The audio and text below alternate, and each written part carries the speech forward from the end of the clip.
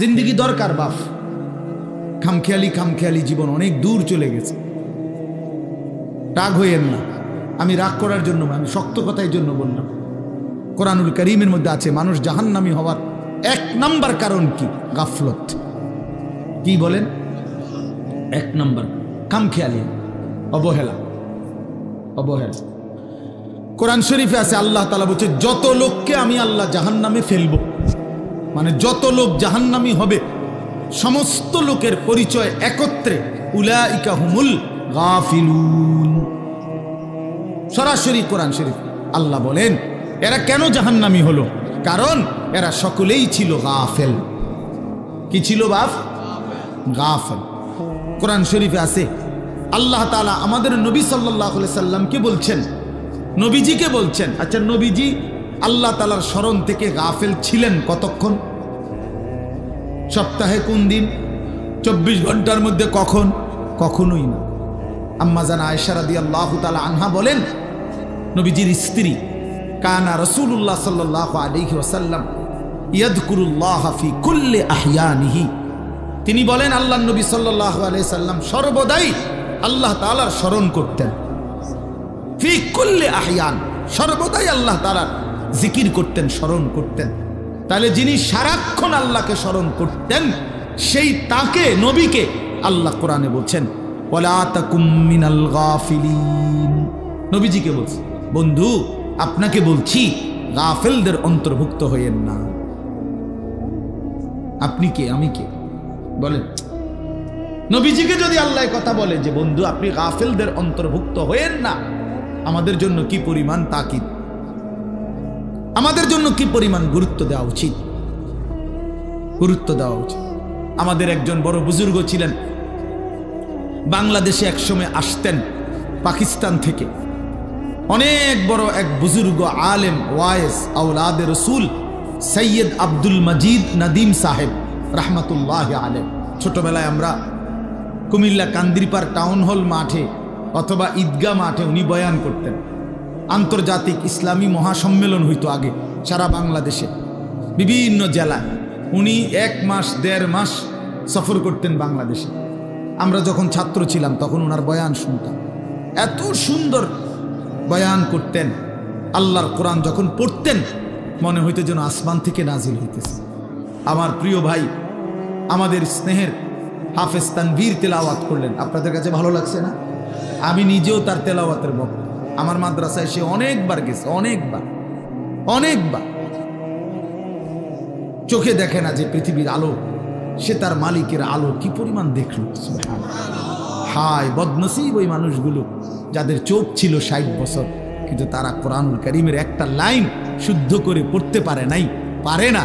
তার চাইতে বড় বদনসিব, মন্দ কপাল, দুর্ভাগা আর কেউ হইত। আফসুস ওদের জন্য।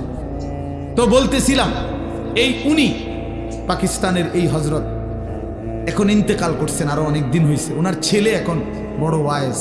এই কিছুদিন আগেও বাংলাদেশে উনি হজরত মাওলানা ফয়সাল নদীম উনি বয়ান করে গেছেন বাংলাদেশের, প্রায় 15-20 দিন ছিলেন, এই কয়েকদিন আগে গেল। তো উনি সবসময় তসবিহ পড়তেন, হাতে তসবিহ রাখে পড়তেন। তো উনি একদিন বয়ানের মধ্যে বলছেন ইউরোপে কোনো এক দেশে উনি বয়ানে গেছেন। তো ওইখানকার এক মুসলিম যুবক ওনাকে জিজ্ঞাসা করছে যে হজরত আপনি যে হাতে তসবিহ ব্যবহার করেন এটা কি? তখন উনি বলছেন যে এটা মুদাক্কেরা, এটা আমাকে স্মরণ করিয়ে দেয়। তো কি স্মরণ করিয়ে দেয়? আমাকে একটু পর পর এটা হাতে থাকলে আমার আল্লাহর জিকিরের কথা স্মরণ করায় দেয়।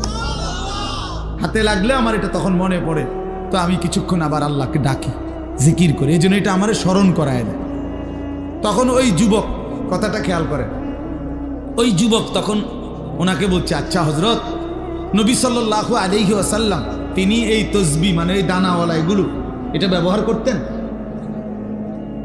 এটা ব্যবহার অর্থাৎ উনি বলেন যে সে আমার কাছে এটাই জানতে চাচ্ছিল যে নবীজি এটা ব্যবহার করছেন কিনা, আপনি যে ব্যবহার করেন। তখন উনি বলেন, আমি তাকে বললাম হ্যাঁ যুবক তোমার প্রশ্ন তো ঠিক আছে, নবীজি এটা ব্যবহার করতেন কিনা, কিন্তু আগে তুমি কি এটা জানো যে নবী সাল্লাল্লাহু আলাইহি সাল্লাম আল্লাহকে ভুলতেন কিনা? বুঝেন না কথা? নবী সাল্লাল্লাহু আলাইহি সাল্লাম আল্লাহকে ভুলতেন কিনা? তিনি তো আল্লাহকে কখনোই ভুলতেন না। তা আমি তো প্রথমেই বলছি এইটা তো ওই ব্যক্তির জন্য যে ভুলে যায় তার মাওলাকে, এটা মনে করায় দেয়। আল্লাহর নবী এটা কেন ব্যবহার করবেন? তিনি তো 24 ঘন্টাই আল্লাহকে স্মরণ করতেন। ওনারে আবার মনে করাই দিবে কি?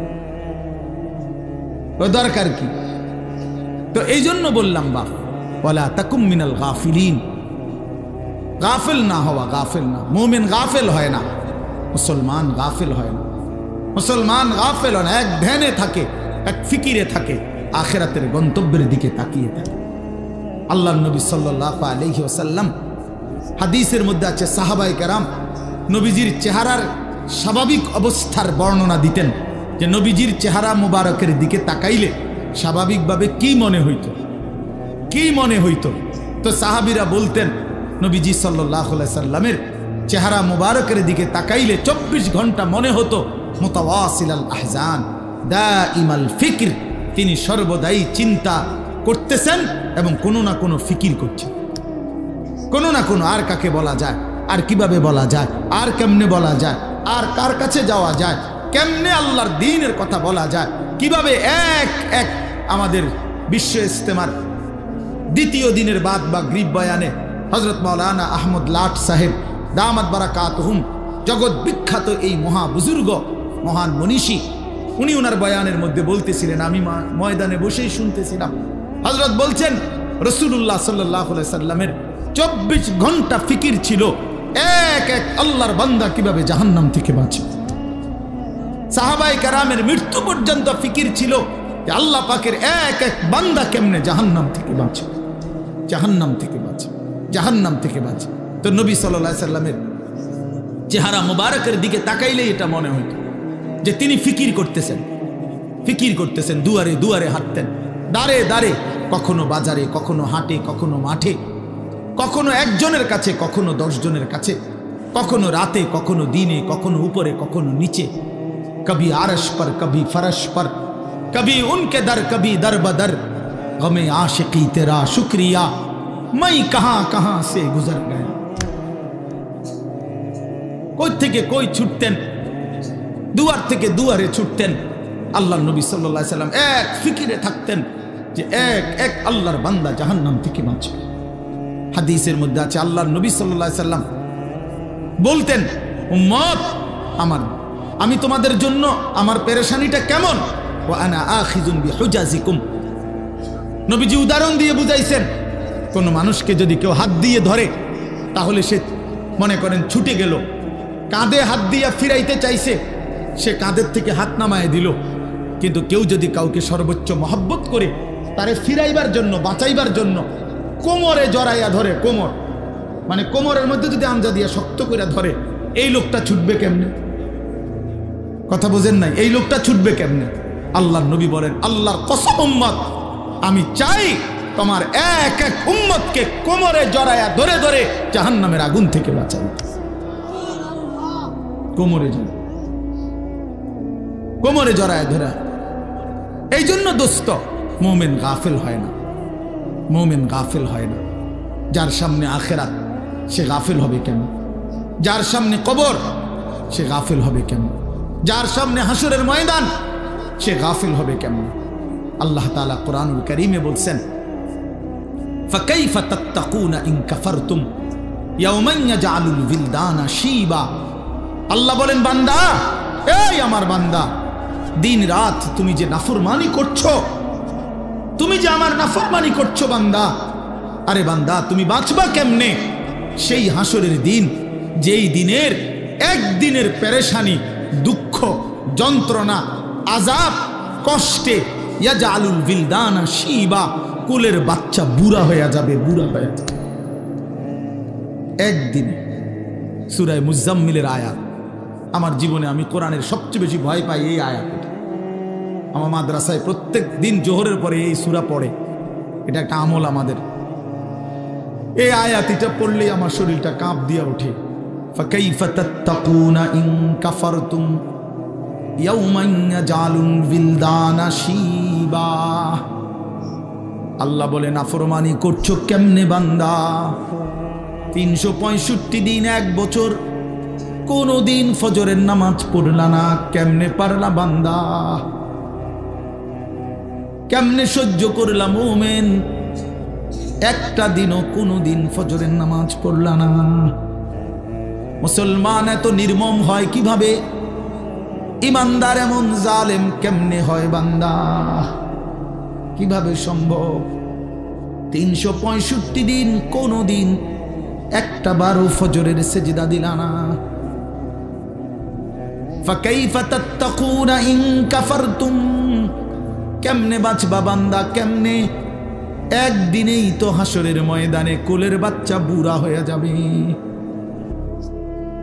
ফাবিআইয়ি হাদিসিন বাদাহু ইউমিনুন, আল্লাহ কোরআনে বলে বান্দা আমি 23 বছর কোরআন নাজিল করেছি, 30 পারা কোরআন নাজিল করেছি বান্দা। সর্বশ্রেষ্ঠ ফেরেশতা জিবরাইলকে দিয়ে পাঠিয়েছি। আমার কলিজার টুকরা সর্বশ্রেষ্ঠ রাসূল আমার সবচেয়ে প্রিয় বন্ধুর কাছে নাজিল করেছি।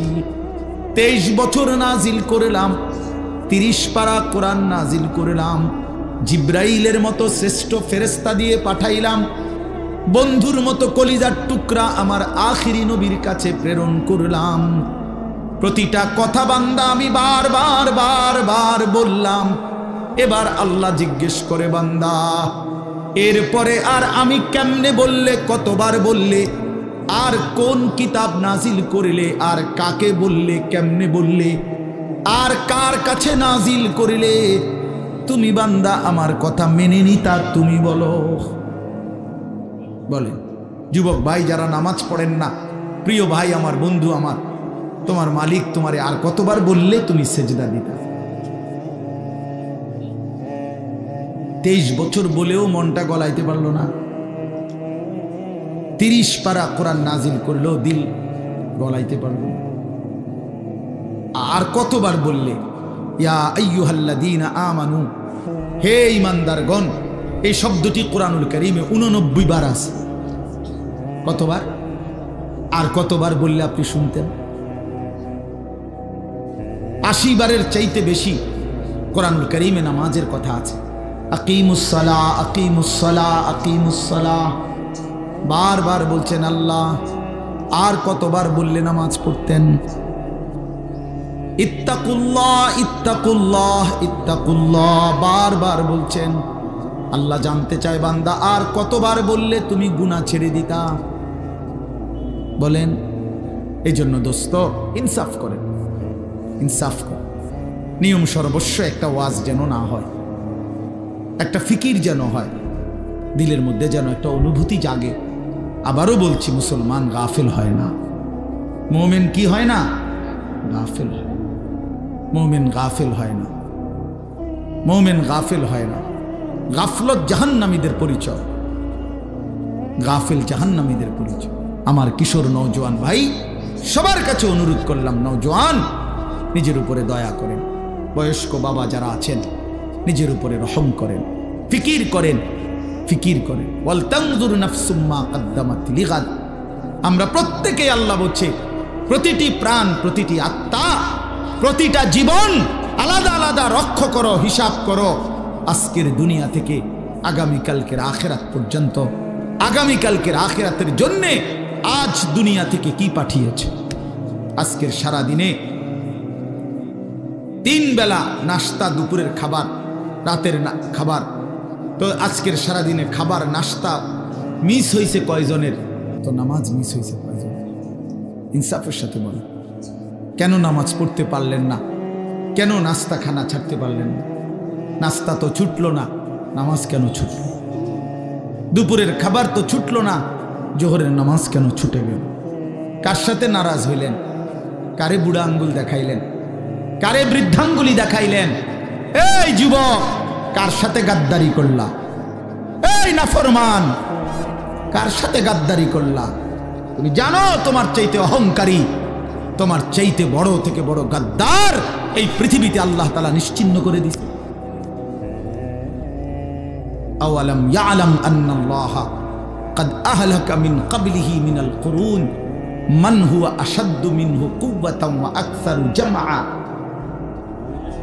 তো কোরআন শরীফের আয়াত, সূরা কাসাস, এই সূরার মধ্যে আয়াত আছে। আল্লাহ বলছে কারুনকে, মুসা নবীর জামানার সেই কারুন, ওই অহংকারী জালেম সম্পদশালী ছিল। আল্লাহ তাকে বলছেন আমি অজস্র অগণিত সম্পদ, রাশি রাশি স্বর্ণ দিছি তারে, আমি স্বর্ণের স্তূপ দিছি তারে আমি। আল্লাহ বলেন আমি তারে বলছিলাম আমার হক আদায় করো, সম্পদের যাকাত, সম্পদের দান সাদাকা করো, আমি দিছি। কোরআন শরীফে আছে কারুন বলছে ইন্নামা উতিতুহু আলা ইলমিন ইদ্দি। মুসা আল্লাহরে বইল এই একটা সম্পত্তি আল্লাহ দেয় নাই, আমার জ্ঞান, আমার ইলম, আমার বুদ্ধি, আমার বিবেক, আমার বুদ্ধিমত্তা, এটা দিয়ে আমি কামাই করেছি। আল্লাহর কসম, এটা কোরআন শরীফের আয়াত। কারুন এ কথা বলছে এটা আমার শক্তি, আমার বুদ্ধি, আমার মেধা, আমার যোগ্যতায় আমি এই রোজগার করি। সার্টিফিকেটের বড়াই দেখান, সম্পদ আমি কামাই করি। আল্লাহ তখন আল্লাহ বলছে আচ্ছা বেঈমান, তুই জানো না আমি আল্লাহ তোমার চাইতে শক্তিতে সম্পদে বেশি এমন অগণিত জাতি গোষ্ঠী ব্যক্তিকে ইতিপূর্বে ধ্বংস করে দিয়েছি, ধ্বংস করে দিয়েছি। হ্যাঁ হ্যাঁ, 16 বছরের জালেম জানতো না এর আগেও এমন জালেম পৃথিবী থেকে ধ্বংস হয়েছে। 54 বছরের সিরিয়ার বাশার আল আসাদ নামের ওই জালেম জানতো না যে এর আগেও বহু জালেম পৃথিবী থেকে নিশ্চিহ্ন হয়ে গেছে। ইসরায়েলের ওই ইহুদি কুত্তারাও জানে না যে এর আগেও তাদের আরো বড় বড় ক্ষমতাধর ইহুদি বেঈমান পৃথিবী থেকে নিশ্চিহ্ন হয়ে গেছে। জানেন, মনে নাই, ভুলে গেছে, ভুলে গেছে, ভুলে গেছে। যেদিন 45 মিনিটের সময়ের ব্যবধানে পলাইবে সেদিন মনে পড়বে ফলার লাগে তো, সেদিনই মনে পড়বে, সেদিনই মনে পড়বে। এজন্য এই পৃথিবীতে আল্লাহ বলছেন বান্দা তুমি জানো না আমি কোন অহংকারীকে পৃথিবীতে টিকতে দেই নাই, কোন জালেম টিকে নাই, কোন নাফরমান টিকে নাই, এই পৃথিবীতে টিকে নাই। এরপরেই কোরআন শরীফে আছে ওয়াখাসাফনা বিহি ওয়া বিদারিহিল আরদা, আমি আল্লাহ কারুনকে তাকে সহ তার ঘর বাড়ি সম্পদ সহ একটা টান দিছি জমিনের নিচে, জিন্দা দাফন করে দিছি। খালাস, কুল্লু খালাস, শেষ করে দিছি। ফাজআলনা আলিয়াহা সাফিলাহা ওয়া আমতারনা আলাইহিম হিজারাতাম মিন সিজিল। আল্লাহ বলে লূত আলাইহিস সালামের জাতি জিনা ব্যভিচার, পুরুষে পুরুষে অপকর্ম করেছে, অসভ্যতার নোংরামির সীমা ছাড়ায় গেছে। আল্লাহ বলেন আমি জমিন উল্টায়া দিয়া এক রাতে ভোরবেলা ফজরের ওয়াক্তে সাতবক জমিনের মাটি উল্টায়া ধ্বংস করে দিছি, ধ্বংস করে দিছি। এজন্য পৃথিবীতে কোনো জুলুম টিকে না, একক ব্যক্তিগত জুলুম এটাও টিকে না, সংঘবদ্ধ জুলুম, সামষ্টিগত জুলুম এটাও টিকে না, রাষ্ট্রীয় জুলুমও টিকে না, পারিবারিক ঘরের জুলুমও টিকে না। মনে রাখতে কোনো জালেমে টিকে না, শেষ পর্যন্ত বেইজ্জতি হয়ই হয়। এটা অনিবার্য পরিণতি, প্রতিটা জুলুমের অনিবার্য পরিণতি। এটা আমার জন্য সত্য, আপনার জন্য সত্য। এজন্য দোস্ত আমার এই প্রথম বক্তব্য এতগুলো কথা বললাম, গাফেল না হওয়া। ইমানদার গাফেল হয় না, বারবার এই শব্দ কিন্তু বলছি, মনে রেখে। কি হয় না? মোমেন বলেন, বাবা বলেন, মোমেন গাফেল হয়। কেন ভুলে গেলেন আল্লাহকে? একটা অটো চালাইতে চালাইতে নামাজের সময় নাই কেন? একটা সিএনজি চালাইতে চালাইতে নামাজের টাইম নাই। কয় টাকা বেতনের চাকরি করেন জানি না আমরা? যারা চাকরি করেন কয় টাকা বেতন? 30,000, 60,000, 90,000 টাকা, 1 লাখ টাকা মাসে ইনকাম। এক মাসে নামিয়া 30 দিনে 1 লাখ টাকা কি খুব বেশি কোনো টাকা নাকি? 30 দিনে 30,000 টাকা কি খুব বেশি টাকা নাকি? মাত্র 30,000 টাকার জন্য আল্লাহকে ছেড়ে দিলেন। একটা ওয়াক্ত নামাজ পড়লেন না, এই একটা বাড়ি করে, একটা বিল্ডিং করে, 2টা প্রাইভেট কার চালাইয়া, আস্তাগফিরুল্লাহ, এত অল্প দামে আল্লাহকে প্রত্যাখ্যান করলেন। কি দুনিয়া ভোগ করলাম আমরা বলেন? অতিরিক্ত কি দুনিয়া ভোগ করে আল্লাহকে ভুলে গেলাম। ইয়া আইয়ুহাল ইনসান মা গাররাকা বিরাব্বিকাল কারীম। আল্লাহ বলেন, হে মানুষ, আমার মতো দয়ালু মেহেরবান মালিককে ছেড়ে দেওয়ার জন্য কে তোমাকে ধোঁকা দিল?